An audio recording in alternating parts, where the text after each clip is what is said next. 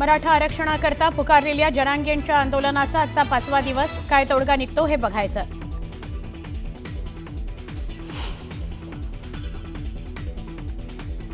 CSMT परिसरातील रस्त्यांवर आजही मराठा आंदोलकांची गर्दी. स्थानक परिसरात मोठा पोलीस बंदोबस्त. दुपारपर्यंत आझाद मैदान वगळता इतर परिसर रिकामा करण्याचे कोर्टाचे आदेश. मराठा आंदोलकांना मुंबईतले सगळे रस्ते मोकळे करण्याचे कोर्टाने दिलेत आदेश. फक्त आझाद मैदानातच उपोषण करण्याच्या सूचना. जरांगेंच्या उपोषणावर आज मुंबई हायकोर्टात सुनावणी. काल कोर्टाने फटकारल्यावर आज काय आदेश मिळतो याकडे सगळ्यांचं लक्ष. मराठा आणि कुणबी एकच हे फायनल. छगन भुजबळांना महत्त्व देत नाही जरांगेंचा पलटवार. मुंबईकरांना त्रास होईल असं वागू नका, शेवटचं सांगतोय म्हणत हुल्लडबाजांना दम भरला.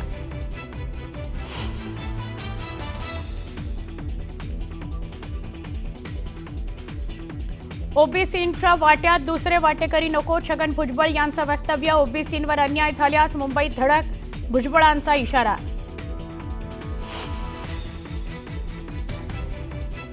कोर्टाने दिलेल्या निर्देशांचं सरकार पालन करेल, मुख्यमंत्र्यांचं विधान. तर सामाजिक प्रश्नांवर राजकीय पोळी भाजणं बंद करा, फडणवीसांचा विरोधकांना टोला.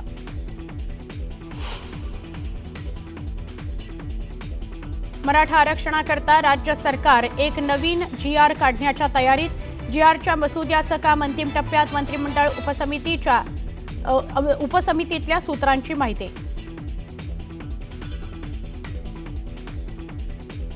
चीन आणि जपानच्या यशस्वी दौऱ्यानंतर भारतात परतले पंतप्रधान नरेंद्र मोदी. एससीओमध्ये दहशतवादाला पाठिंबा देणाऱ्या देशाविरोधात कठोर कारवाई करणं गरजेचं असल्याचं केलं प्रतिपादन.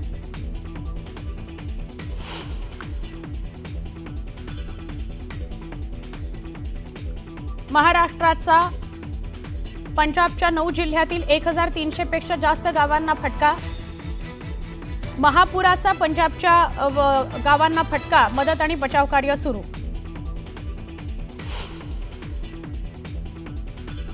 अफगाणिस्तानामध्ये भूकंपानं मृत्युमुखी पडलेल्यांची संख्या पोहोचली 1100 वर. भारताकडून मोठ्या प्रमाणावर मदत साहित्य रवाना. मनोज जरांगे यांची आरक्षणासाठी लढाई सुरू असताना दुसरीकडे काही हुल्लडबाज आंदोलकांनी उच्छाद मांडला. यामुळे आंदोलनाचा मूळ उद्देशच बाजूला पडलाय आणि त्यामुळे जरांगे पाटलांनी आंदोलकांना शांत राहण्याचं आवाहन करण्याची वेळ आली. पाहूयात.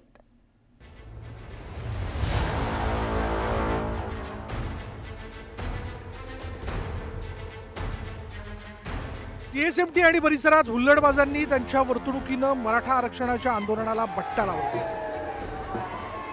तर इकडे सीएसएमटीवर कबड्डी खेळली जाते, क्रिकेटची मॅचही झाली.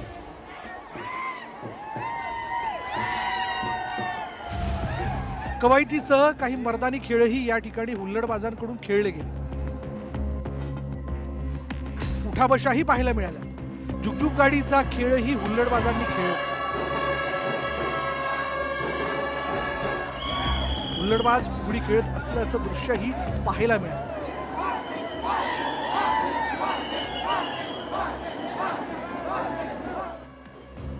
याच हुल्लडबाजांनी पिपाणी वाजवून सगळ्यांचं लक्ष वेधून घेतलं.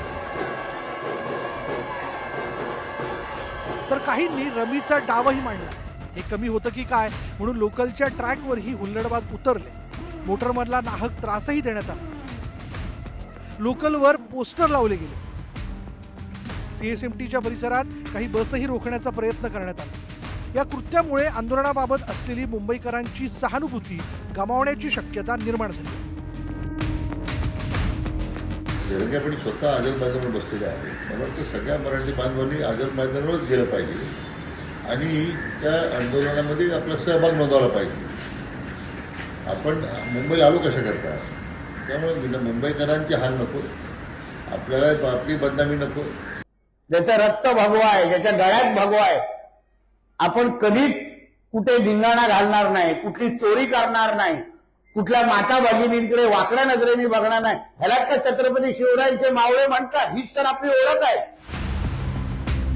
आंदोलनातील काही हुल्लडबाजांमुळे आंदोलनाची बदनामी होत असल्यामुळे जरांगे पाटील काय प्रतिक्रिया देतात किंवा आंदोलकांना काय आवाहन करतात याकडे सगळ्यांचं लक्ष लागलं होतं. त्याला मराठ्याचा एवढा राग कशामुळे? थोडे दिवस थांबा, वाट बघा. सगळ्यांना विनंती माझी, सगळे शांत राहा. CSMT सह परिसरात मोठ्या प्रमाणात कचरा साचलाय, तसंच दुर्गंधी पसरली.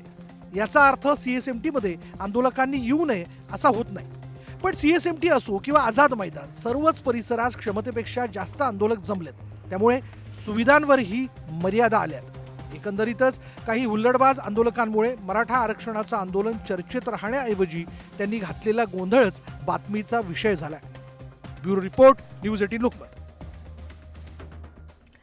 आता बातमी मनोज जरांगे पाटील यांच्या आंदोलन विरोधात हायकोर्टातील याचिकेवर सुनावणी पार पडली. मनोज जरांगे यांचं आंदोलन हाताबाहेर गेलंय असं निरीक्षण मुंबई हायकोर्टानं नोंदवलं. आझाद मैदानाव्यतिरिक्त सगळी जागा आज दुपारपर्यंत खाली करावी असे निर्देश हायकोर्टानं सुनावणी दरम्यान दिलेत. मुंबईमध्ये आणखी आंदोलक येणार नाही याची काळजी घ्या. आणखी आंदोलक आल्यास कायद्यानुसार सरकारनं पुढील पावलं उचलावीत अशा सूचना देखील हायकोर्टानं दिल्यात. जरांगे पाटलांच्या आंदोलनाविरोधात दाखल झालेल्या या याचिकांवर आज दुपारी 3 वाजता सुनावणी होणार आहे.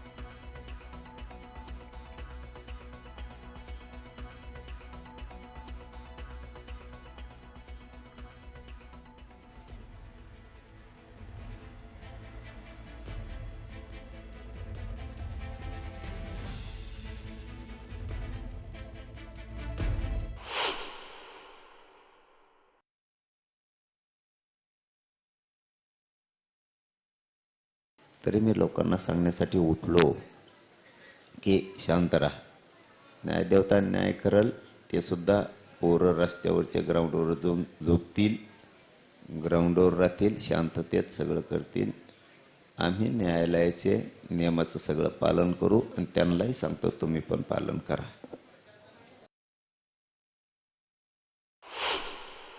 आमरण आहे त्या संदर्भात त्यांचा अर्ज असा आहे. त्या दिवशी सुद्धा एक वेगळा अर्ज दिला की आमरण उपोषण असल्यामुळे दररोज हा अर्ज करणं शक्य नाही. आज तुम्ही 9:30 ते 5:30 या ड्युटी केल्यासारखा तुम्ही एका ठिकाणाहून दुसरीकडे जाऊ शकत नाही. ही महत्त्वाची गोष्ट आहे आणि ही बाब आम्ही आमच्या अर्जामध्ये दिलेली आहे. परंतु ही बाब कोर्टापुढे जाणीवपूर्वक आणली जात नाही. आम्ही उद्या आता त्या गोष्टीबद्दल आम्ही उहापोह कोर्टापुढे कडू की एका ठिकाणाहून दुसरी ठिकाणी करणं जाणं योग्य नाही. ही डेजिग्नेटेड प्लेस आहे. दादांचं आमरण उपोषण एका जागेवरच आहे. आणि माझं म्हणणं आहे की ह्या गोष्टीला आता राजकारण म्हणून पाहू नका, कोणत्या समाजाचे मुख्यमंत्री आहेत म्हणून पाहू नका. आपले काय नाव त्यांचं, आपले काय ते उपसमितीचे अध्यक्ष राधाकृष्ण विखे पाटील कोणत्या जातीचे आहेत हे म्हणून बघू नका. या गोष्टीला संविधानाच्या नजरेतून सर्वांनी बघावं ही माझी भावना आहे. आणि मी हेच न्यायालयाला सुद्धा सांगितलं की जातीच्या चष्म्यातून कोणी अशा ह्या प्रकरणामध्ये बघू नये.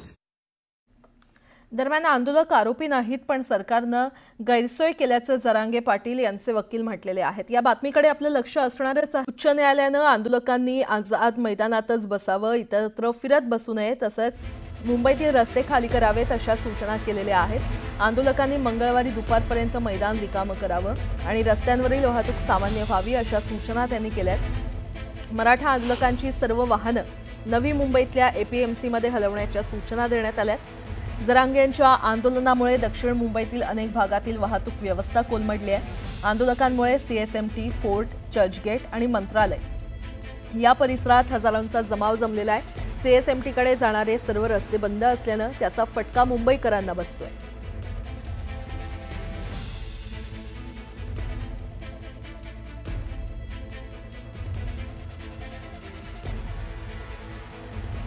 आणि या संदर्भात अधिक माहिती देण्यासाठी CSMT परिसरातून आमचे प्रतिनिधी सुमित सावंत आपल्यासोबत जोडले गेलेले आहेत आणि CSMT स्टेशनच्या आतमधून आमचे प्रतिनिधी विजय देसाई देखील आपल्यासोबत जोडले गेलेले आहेत.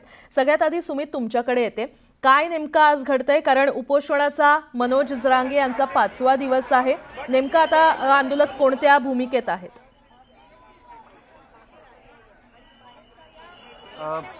सध्या काल कोर्टानं असं सांगितलं होतं की तुम्ही आझाद मैदानाच्या आत आंदोलन करा, बाहेर कोणाला त्रास होईल असं वर्तन करू नका.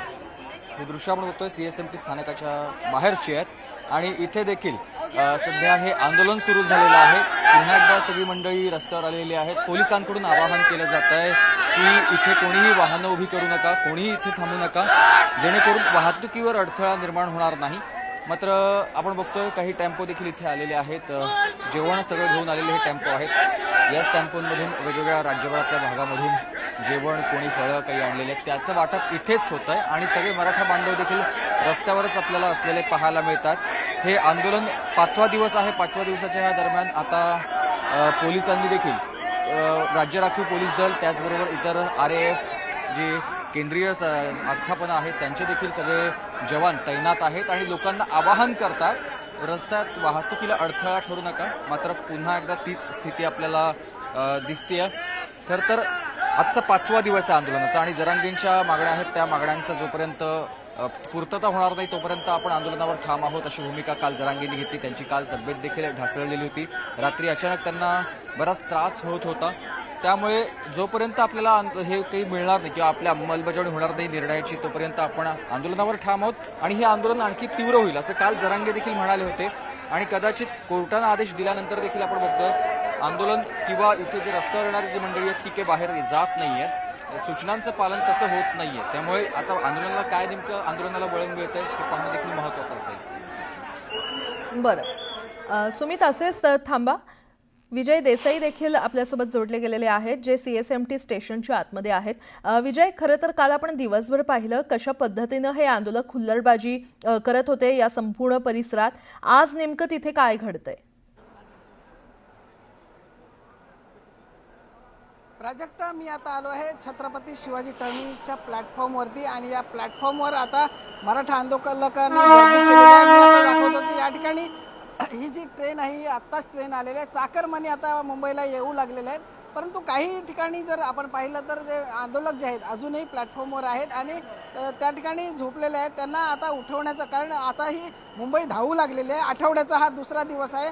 या आठवड्याच्या दुसऱ्या दिवशी आता लोकांना कुठेही गैरसोय होऊ नये म्हणून या ठिकाणचे GRP पोलीस असतील, RPF पोलीस असतील, या ठिकाणी सज्ज झालेले आहेत आणि ते मराठा आंदोलकांना आवाहन करतायत की या ठिकाणी तुम्ही थांबू नका, तुम्ही आंदोलनाच्या ठिकाणी जावा आणि तिथे. आणि कारण काल जे न्यायालयाने निर्देश दिले होते की या ठिकाणचं फक्त आझाद मैदानमध्ये तुम्ही फक्त आंदोलन करा, इतरत्र जे बाहेरच्या समजा दक्षिण मुंबई असेल, CSMT असेल, इतर भागामध्ये तुम्ही आंदोलन करू नका, कारण तुम्हाला ज्या ठिकाणी आंदोलन करायला सांगितलेलं आहे त्याच ठिकाणी करा असं सांगितलं. कारण आता लोकसुद्धा जे आहेत आता गणपतीच्या काहींच्या सुट्ट्यासुद्धा संपलेल्या आहेत. त्याच्यामुळे चाकरमानी जे आहेत आपल्या कामावरती निघालेले आहेत त्यांना कुठेतरी त्रास होऊ नये यासाठी प्रशासन असेल, सरकार असेल हे प्रयत्न करते. आणि या ठिकाणी जर आपण पाहिलं तर सरकारने सांगितलं की आम्ही मराठ्यांच्या बरोबर आहोत आणि त्यांच्या बाजूने आहोत, परंतु जर तुम्ही कायद्याचं उल्लंघन कराल तर आम्हाला तुमच्यावर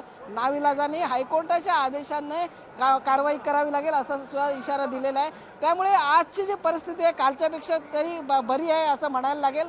कारण न्यायालयाने हे केल्यानंतर ताशेरे ओढल्यानंतर आजची परिस्थिती थोडीशी बरी आहे. कारण आज पहिली जी हुल्लडबाजी करतात असं जे सांगलं जात होतं, परंतु जरांगेंनी यावेळी म्हटलेलं होतं की आमची लोक हुल्लडबाज करत नाही आहेत, ते सरकार हुल्लडबाज आहे हे असं सांगितलं जात आहे. आपण हा प्लॅटफॉर्म नंबर 2 वरती आहे आणि ही पनवेलची गाडी आहे आणि या गाडीतून अनेक जण आता मराठा आंदोलक सुद्धा येऊ लागलेले आहेत आणि ते आता इच्छितस्थळी जातील आहे. परंतु या ठिकाणचे जे गाड्या जे आहेत या गाड्या सुद्धा आता बाहेर हळूहळू काढायला लागलेल्या आहेत, कारण त्यांना सक्त ताकीद दिलेली आहे. जर या ठिकाणी जर गाड्या आम्हाला सापडल्या तर आम्ही त्यांच्यावरती ई-चलन करू आणि त्यांच्यावरती कारवाई करू असा निर्देश दिलेले आहेत. त्यामुळे हळूहळू आता ही वाहनं आता बाहेर जाऊ लागलेली आहेत आणि मराठा आंदोलक जे आहेत मोठ्या प्रमाणात आपल्याला या ठिकाणी येताना दिसतात. आणि हे जे मराठा बांधव आहेत हे आता इच्छितस्थळी म्हणजे आपल्या आझाद मैदानाकडे जातील आणि तिथे आंदोलन करतील. कारण या ठिकाणी जर आपण छत्रपती शिवाजी टर्मिनसच्या बाहेर जर आपण बघितलं तर या ठिकाणी मोठा एक समुदाय जो आहे आता जमू लागलेला आहे. कारण या ठिकाणी पोलीस कडेकोट बंदोबस्त आहे आणि सगळ्यांना या ठिकाणी राहू नका, या लोकांना त्रास होईल असं कृत्य करू नका असं वारंवार पोलीस सांगत आहेत. आणि या ठिकाणी जे अजूनही आता जर आपण पाहिलं तर हे छत्रपती शिवाजी टर्मिनसचा आतला भाग आहे, प्लॅटफॉर्मच्या बाहेरचा भाग. या ठिकाणी आपण जर पाहिलं तर हे मंडळी जे आहे मराठा आंदोलक जे आहेत या ठिकाणी अजूनही बसलेले आहेत आणि या ठिकाणी आता काही वेळात आता जरांगे पाटील हे अजून उठलेले नाहीत. ते उठल्यानंतर त्यांच्या ठिकाणी ते काय आदेश देतात त्यांच्या आदेशाची वाट पाहत आहेत आणि त्यांनी सांगितलेलं आहे की जोपर्यंत आम्हाला जरांगे पाटील आदेश देत नाही तोपर्यंत आम्ही इथून हलणार नाही आणि ते जे सांगतील तेच आम्ही करू असा या ठिकाणी सांगण्यात आलेलं आहे. प्राजक्ता. बर विजय आणि सुमित, तुम्हा दोघांचेही धन्यवाद. वेळोवेळी तुमच्याकडून अपडेट घेत राहू.